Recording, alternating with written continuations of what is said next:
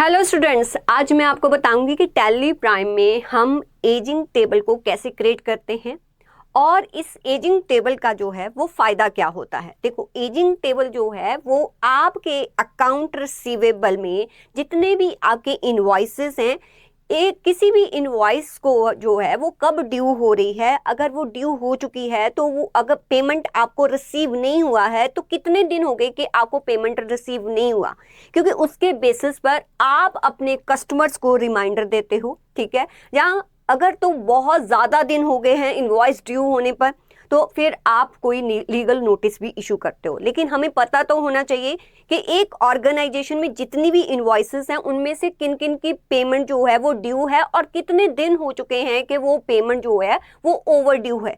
उसके बेसिस पर आपको भी पता होगा कि आपके बहुत सारे अकाउंटिंग स्टैंडर्ड हैं। जब मैं इंड AS 109 की बात करूं तो उसके अकॉर्डिंग हम provisions for doubtful date create करते हैं। तो सबसे पहले हम ये देखते हैं कि हमने ये एजिंग टेबल जो है अपनी टैली में कैसे देखना है। तो टैली में जैसे कि हमने सीखा है कि जब भी हम कोई भी इनवॉइस क्रिएट करते हैं तो वहाँ पर हम क्रेडिट पीरियड देते हैं कि इस क्रेडिट पीरियड के बाद जो है वो इनवॉइस का अमाउंट जो है वो ड्यू हो जाएगा। अब मान लीजिए आपने ये सब कुछ क्रिएट कर रखा है अपनी टैली में। तो जैसे ही यहाँ पर मैं टैली को ओपन कर लेती हूँ, मैं टैली में वो पर्टिकुलर कंपनी को ओपन कर लूँगी। तो पहले तो एजिंग टेबल कैसे देखना है, आपने सारी एंट्रीज कर रखी होंगी, राइट। उसके बाद आप यहाँ पर जाएंगे डिस्प्ले मोर रिपोर्ट्स पर। जैसे ही हम डिस्प्ले मोर रिपोर्ट्स पे जाएंगे, देखो यहाँ पर gateway of tally display more reports enter करूँगी तो फिर उसके बाद आपको जाना है स्टेटमेंट ऑफ अकाउंट्स। कहाँ पर? स्टेटमेंट ऑफ अकाउंट्स, इस पर क्लिक करूँगी। ठीक है, एंड आफ्टर दैट आपको आउटस्टैंडिंग अमाउंट्स देखनी है। तो आपने आउटस्टैंडिंग पर क्लिक करना है। किसका आउटस्टैंडिंग देखना है? रिसीवेबल का। तो रिसीवेबल पर क्लिक किया मैंने तो ये सारी की सारी आउटस्टैंडिंग अमाउंट है। अब यहाँ पर एजिंग टेबल कैसे बनता है, तो अगर आप देखोगे तो इस साइड पर आपको एजिंग मेथड दिया हुआ है। तो जैसे ही आप एजिंग मेथड जहाँ F6 को प्रेस करोगे तो आपके पास 2 ऑप्शंस आएंगी कि आपको एजिंग बाय बिल डेट देनी है। बिल डेट मतलब कि जिस दिन उस इनवॉइस को टैली में एंटर किया गया था, जो उसकी बिल की डेट थे, उसके बाद आज की जो भी आप डेट दोगे कितने दिन हो चुके हैं उसको। जहाँ एजिंग बाय ड्यू डेट, तो मोस्ट ऑफ टाइम हम एजिंग बाय ड्यू डेट है कि ड्यू डेट हो चुकी है। ड्यू डेट होने के बाद अभी भी अगर इनवॉइस का पेमेंट नहीं हुआ है, हमें नहीं रिसीव हुआ है, तो कितने दिन हो चुके हैं। तो यहाँ पर एजिंग बाय ड्यू डेट पर मैं क्लिक कर रही हूँ। एंटर जैसे ही किया तो यहाँ पर टेबल है, इसको चेंज कर सकते हो। ये बाय डिफॉल्ट होता है कि आपको जो इनवॉइसेस दिखाए, ठीक है, वो कैसे दिखाए। अगर 0 to 30 के बीच में कोई इनवॉइस है वो कितनी है उसके बारे में बताए। 30 to 60 डेज, जिनको 30 डेज से ज़्यादा ओवरड्यू हो चुकी है बट अभी उसको 60 डेज नहीं हुए, वो दिखाए। 60 to जितने भी और हो चुके हैं, मतलब किसी इनवॉइस को ओवरड्यू हुए 100 डेज हो चुके हैं तो 60 प्लस जितने भी होंगे। इसके बाद अगर आपको कुछ और बनाना है तो आप एंटर करके बना सकते हो। जैसे यहाँ 30 लिखा है, आप 25 लिख सकते हो। It's up to you. आप ये इस टेबल को जो भी आपकी ऑर्गेनाइजेशन की रिक्वायरमेंट है उसके अकॉर्डिंग एंटर करके आप क्रिएट कर सकते हो। अगर यहाँ पर 60 to 90 लिखना है, 90 लिख सकते हो। उसके बाद 92 मतलब कि कितने भी ऊपर दिन हो, तो जितने भी यहाँ पर आप जो है एजिंग जिसके अकॉर्डिंग भी बनाना चाहते हो, जितने डेज के अकॉर्डिंग, वो आप क्रिएट कर सकते हो। तो आप इससे बाहर आ जाओगे, कंट्रोल A करके आपने बाहर आ जाना है। इसके बाद आपको यहाँ पर दिखाएगा।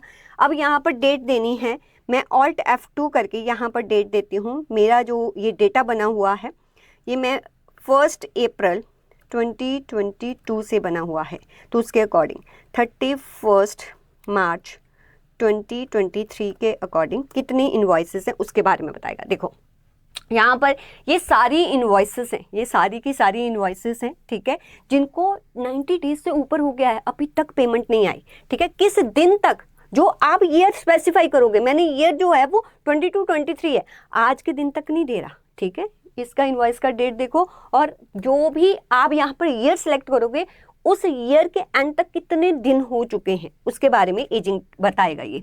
राइट। ये जो जितने भी इन्वॉइसेस हैं ये 90 से ऊपर हो चुके हैं, और जो ये वाले इन्वॉइसेस हैं इनको अभी 30 डेज से जो है वो नीचे नीचे है। तो ऐसे ही किसी भी फाइनेंशियल ईयर का आप क्या बना सकते हैं, एजिंग टेबल, जिसके अकॉर्डिंग फिर आपको एक्शन लेना होता है। तो एजिंग टेबल जब आपके सामने होता है उसके बाद आप क्या क्रिएट करते हो, उसके बाद आप provisions for doubtful date create करते हो। तो उसके बारे में मैं आपको यहाँ पर बताने लगी हूँ। सबसे पहले एजिंग टेबल तो इजी है, आप जो भी आपने इनवॉइसेस डाली होंगी आप एजिंग मेथड के अकॉर्डिंग एक टेबल क्रिएट कर लोगे। अब उस टेबल को देखने के बाद आपको कोई एक्शन लेना होता है, तो वो एक्शन कैसे लेना है उसके बारे में मैं बताने लगी हूँ। सबसे पहले आप एजिंग टेबल क्यों देखते हो, that is mainly used for accounting, credit control, audit, financial analysis and provision for doubtful date collections. अब देखो यहाँ पर ये सारा का सारा आपको जो फाइल है ये आपको डिस्क्रिप्शन बॉक्स में मिल जाएगी, ठीक है। जैसे कि यहाँ पर अगर हम देखते हैं कि हमारे आउटस्टैंडिंग अमाउंट ए लिमिटेड से 50,000 है, एजिंग टेबल में दिखाएगा कि कितने दिन हो गए हैं इसको आउटस्टैंडिंग हुए हुए। तो जो भी आपका एजिंग बकेट होगा उसके बीच में वो फॉल करेगा, जैसे अभी हमने देखा। अब आप इस एजिंग टेबल को यूज़ करते हो फॉलोअप्स के लिए, ठीक है।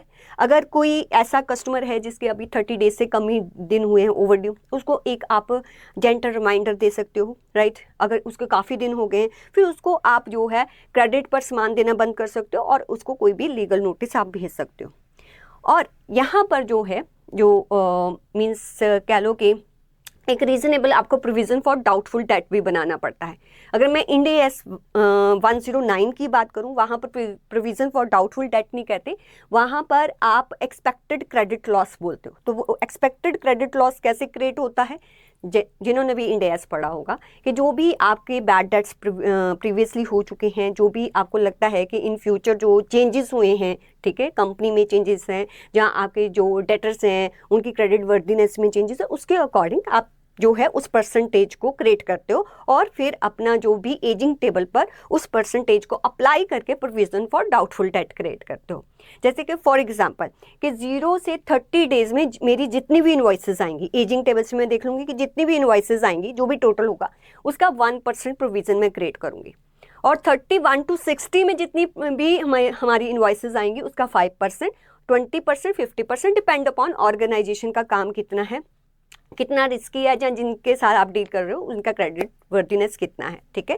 तो ये कुछ रेशियो होती है, परसेंटेज होती है जो आप क्रिएट करते हो। लेकिन प्रोविजन फॉर डाउटफुल डेट्स अगर आपने इसकी एंट्री करनी है टैली में तो क्या जर्नल एंट्री होगी, चलिए वो भी देख लेते हैं। तो इसका जर्नल एंट्री क्या होता है प्रोविजन फॉर डाउटफुल डेट्स का, अरे कहाँ है, ये देखो हाँ, ठीक है।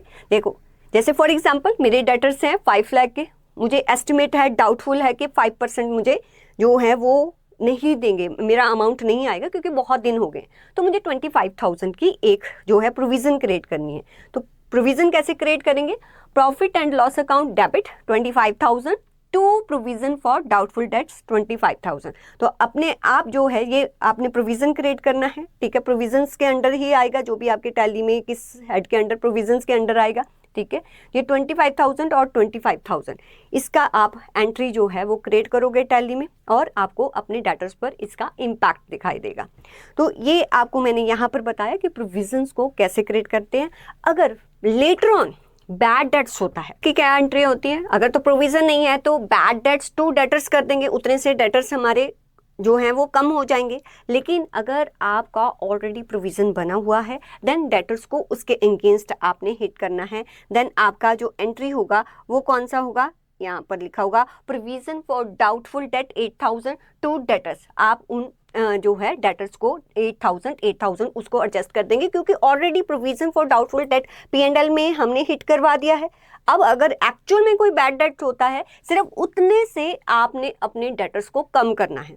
बट अगर आपका ये कह लो कि कंपनी में एक प्रोविज़न क्रिएट करना पड़ता है और प्रोविज़न कम हो जाती है फिर उतने से आप और प्रोविज़न भी क्रिएट करोगे। अगर जो भी न्यू प्रोविज़न है फिर उतने से आपने P&L to provision for doubtful debt में उतना अमाउंट ट्रांसफ़र कर देना है, राइट। तो एजिंग टेबल से हमें पता चलता है कि हमारा कितने का प्रोविज़न बनेगा। तो ऐसे आप एजिंग टेबल देख सकते हो और प्रोविज़न को क्रिएट कर सकते हो टैली प्राइम में। Okay, bye students.